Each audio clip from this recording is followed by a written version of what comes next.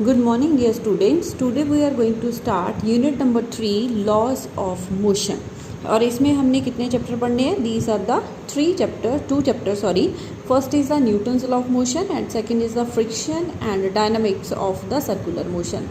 तो be happy, this chapter is very easy और हमने ऑलरेडी ये लोअर क्लासेस में कुछ ना कुछ इसके बारे में पढ़ा हुआ है.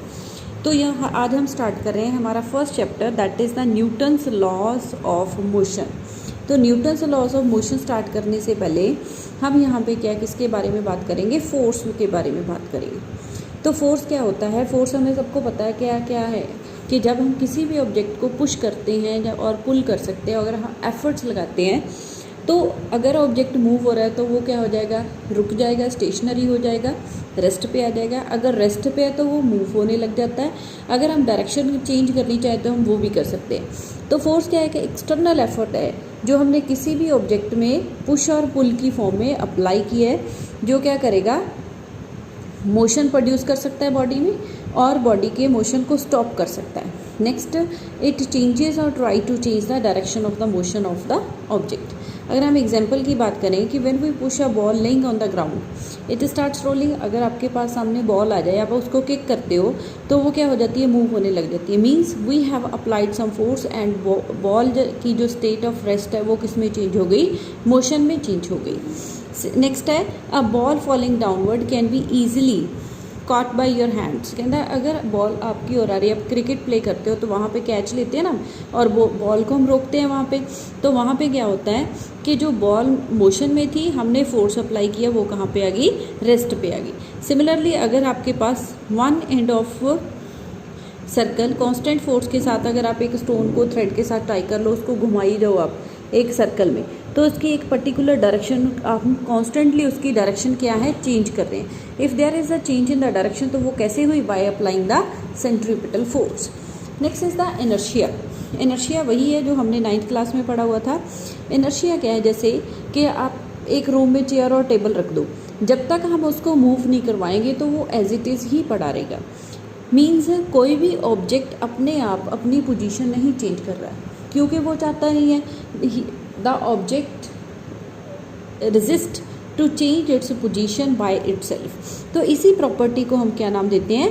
इनर्शिया नाम देते हैं. कि कोई भी ऑब्जेक्ट जो यूनिफॉर्म मोशन में होगा और रेस्ट में होगा, वो अपने आप अपनी पोजीशन चेंज नहीं करेगा. एंड ये प्रॉपर्टी किसी भी ऑब्जेक्ट में क्या होती है? इनबिल्ट होती है. एंड इस प्रॉपर्टी को नाम देते हैं हम इनर्शिया.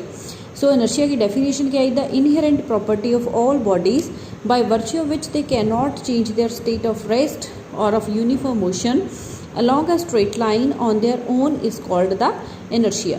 अगर आपके पास ऑब्जेक्ट रेस्ट पे है और यूनिफॉर्म मोशन में जा रहा है अलोंग स्ट्रेट लाइन पे, अपने आप अपनी पोजीशन चेंज नहीं कर सकता, अपने आप अपनी स्टेट चेंज नहीं कर सकता है, तो इसी को हम नाम देते हैं inertia.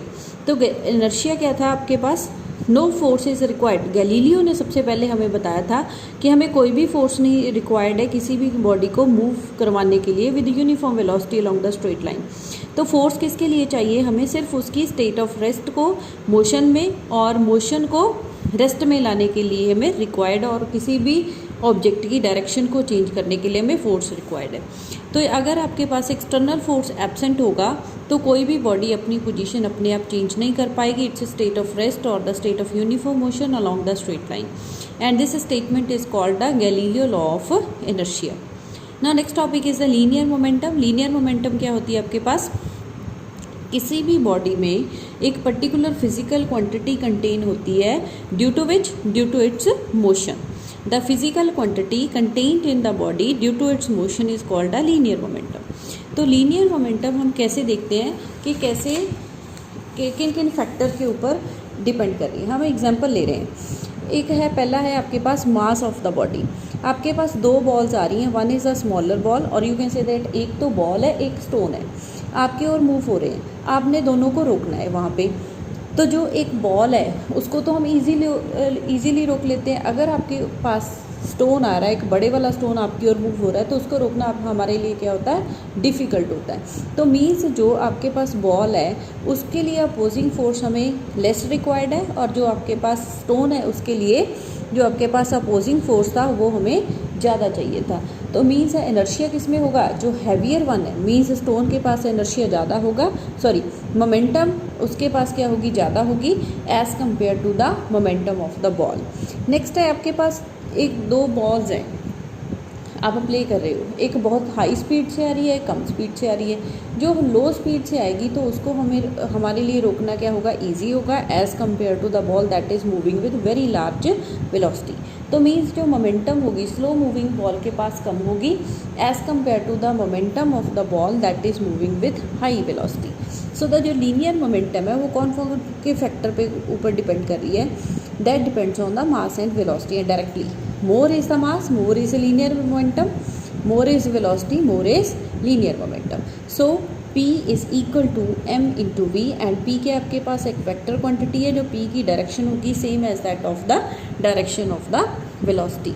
Next is the SI unit क्या होगी, मास की क्या होती है kg एंड वेलोसिटी की क्या होती है metre per second. In the CGS system the mass की यूनिट क्या होती है आपके पास gram and the velocity is the centimetre per second. Next, if you want to write down the dimensional formula of the momentum, that will be m1 l1 t minus 1. Now अगर हमने graph draw करने हैं between the momentum and velocity, that will be p along the y axis, v along the x axis. तो यहाँ पे आपके पास m क्या रहेगा, कांस्टेंट रहेगा, p is equal to m into v होता ना। अगर आप p एंड v में करें तो ये भी स्ट्रेट लाइन बनेगा, अगर आप v और m में करें तो ये क्या रहेगा आपके पास कर्व्ड ग्राफ ऐसे बनेगा। So this is all about the linear momentum. In the next video we will start from here. Thank you.